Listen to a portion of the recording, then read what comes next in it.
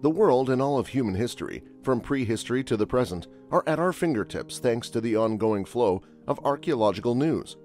Archaeologists' finds are fascinating because they expand our understanding of past civilizations and the people who lived there.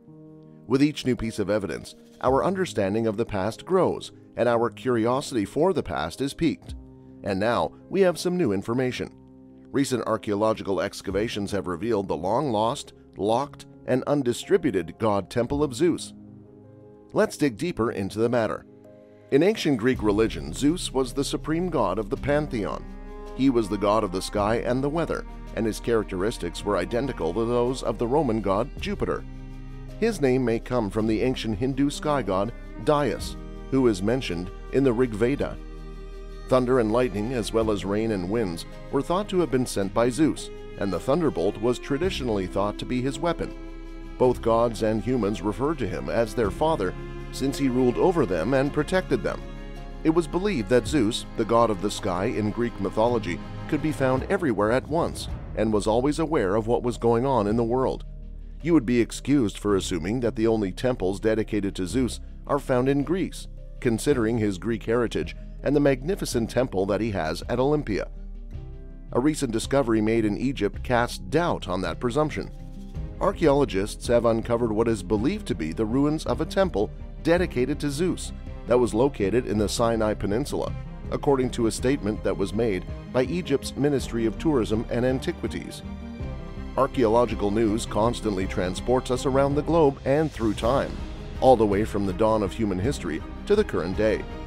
The discoveries discovered by archaeologists are quite interesting because they shed light on the lives of ancient humans and provide more information about those lives. Each discovery deepens our comprehension of the past and whets our appetite for additional information. It's possible that even more was accomplished by ancient people, who were responsible for some astounding feats already.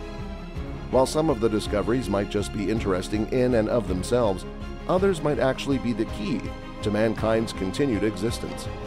In spite of this, archaeologists have just lately uncovered the long-lost temple of the god Zeus, which had lain dormant for thousands of years. What are the implications of this finding, and what secrets do these ruins keep? An ancient Greek city in Asia Minor that is now part of Turkey's Aydin region was home to a great stadium, temples, and other artifacts. The gate to the Zeus temple was discovered in Turkey Magnesia. Turkey Magnesia is also known as Magnesia. The entrance to a temple dedicated to Zeus, which is also considered to be one of its historic treasures, was only recently made public. Now, Turkish archaeologists who have been digging in Magnesia for a relatively long time have located the sanctuary's entryway. This gateway was initially discovered in the 1890s by a German prehistorian, who then reburied a significant amount of what he found during his excavations. Already, a second temple that was dedicated to the Greek goddess Artemis has been uncovered, and its position is not too far away from the first one. The discovery of the entrance gate to the Zeus temple was made possible as a result of the ongoing excavations that are being conducted in the Ortaklar region of Turkey by Associate Professor Görkem Kokdemir of Ankara University. Kokdemir responded to the inquiries by saying, "I have started chipping away at the Magnesia unearthings beginning around the year 1998. According to Kokdemir, the years leading up to the fall of the Ottoman Empire were when priceless artifacts from the ancient Greek city of Magnesia were found for the first time. Karl Humann, a German archaeologist, explored Magnesia between 1891 and 1892. Humann was also responsible for the excavation of Bergama and a number of other cities in western Anatolia. According to Kokdemir, humans were the first modern people to find the Temple of Zeus, although most of it was reburied at a later time. He spent 2 years in Magnesia and dug up the Zeus temple, the one we rediscovered and is now in the news, Kokdemir said to the interviewers. Because of its architectural history, it is significant in the Agora. He claimed that it was constructed in the 3rd century BC, making it one of the earliest Hellenistic temples.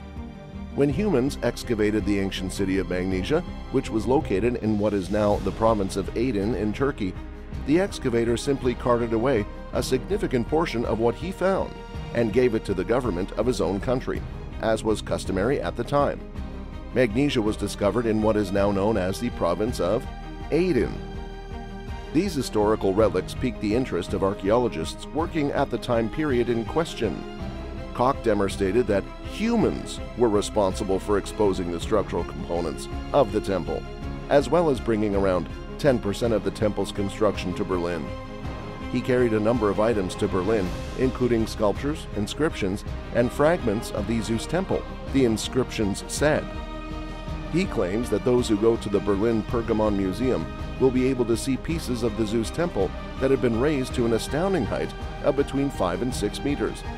He bemoans the fact that the sanctuary was built with what he refers to as 90% imitation pieces, and he expresses his displeasure with this construction method.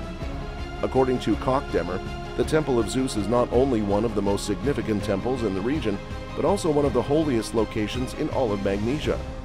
There you'll find a sacred place dedicated to Artemis, as well as a sacred agora, which is the location of the temple dedicated to Zeus.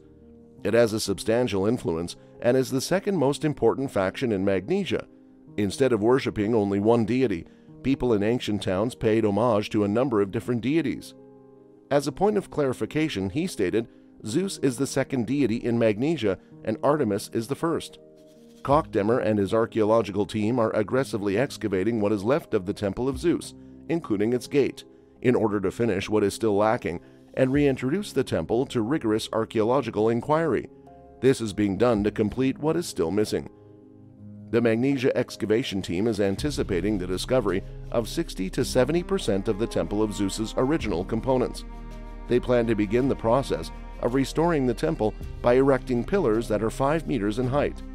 The temple dedicated to Artemis in Magnesia is the oldest and most significant of the city's religious buildings, and it also happens to be the largest. According to Koch-Demmer, it is the 4th largest temple in Anatolia and is second only to the Artemis Temple, which is located in Ephesus. In days gone by, people thought of this as one of the 7 wonders of the world. The building of the Artemis Temple was Hermogenes' crowning achievement as a builder. According to Koch-Demmer, one of the reasons that Magnesia was so important in ancient Greece was because, in the 3rd century BC, a considerable amount of time ago, there were games coordinated that were what could be equated to the principal games in the Mediterranean district, the Delphi Apollo Games. Koch-Demmer continued by stating that there are more locations in Magnesia that have yet to be discovered. Despite the fact that he and his colleagues anticipate that, depending on funding, the Temple of Zeus will be restored to its former splendor in a few years, the next stop for archaeologists will be the Hippodrome, which has a magnificent capacity of 50,000 spectators. We might have to wait anywhere from 15 to 20 years to see the incredible metropolis that is Magnesia in its entirety, but everything will work out, he says with an upbeat tone of voice. Even though Britain was on the outside of the ancient Roman Empire, a grisly artifact shows that the Romans fed their captives to lions, and executions appear to have been gory spectacles. This is despite the fact that Britain was on the edge of the Roman Empire.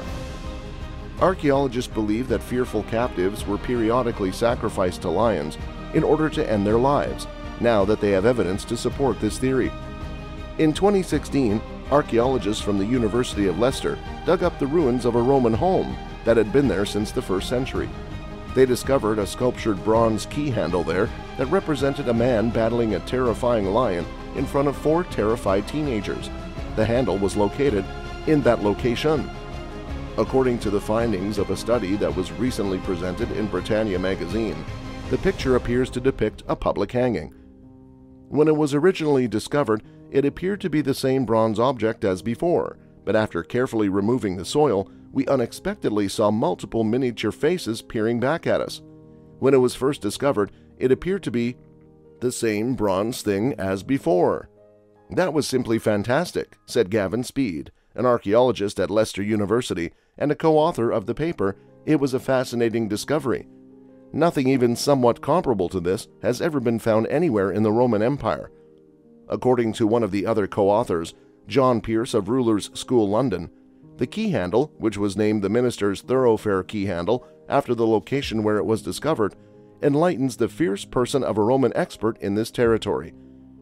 The Roman legal system permitted the practice of feeding criminals and combating prisoners to animals.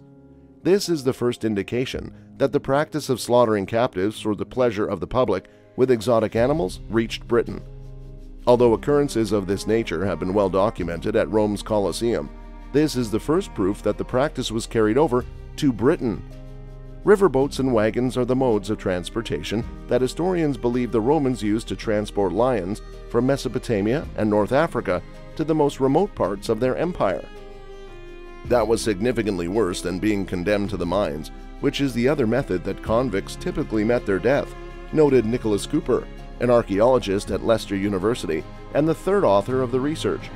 It's likely that a barbarian was depicted on the key handle as having long hair, a bushy beard, and no clothes on, as he is shown to be fighting a lion. The imminence of death for people who were subjugated by the Romans is emphasized in the scenario to drive home the point that it is pointless to fight against the all-encompassing empire. Archaeologists estimate that it was constructed around the year 200 AD, which is around 100 years after the Romans acquired control of Britain. In addition, excavations in Leicester have uncovered a theater from the period of the Romans, as well as streets and mosaic floors. Archaeologists have uncovered what may be the world's oldest brewery producing beer, as stated by Egypt's Supreme Council of Antiquities, which made the revelation through social media. It was constructed specifically for the kings of ancient Egypt. Matthew Adams of New York University and Deborah Vishak of Princeton University headed the team that discovered the ancient brewery located approximately 450 kilometers south of Cairo. It is believed that the remains date back to the early First Dynasty, which was when King Narmer, who is credited with unifying Egypt, was in power from 3273 to 2987 BC. That's all for the video. We'll be right back with more. Don't forget to hit the like button and subscribe to our channel.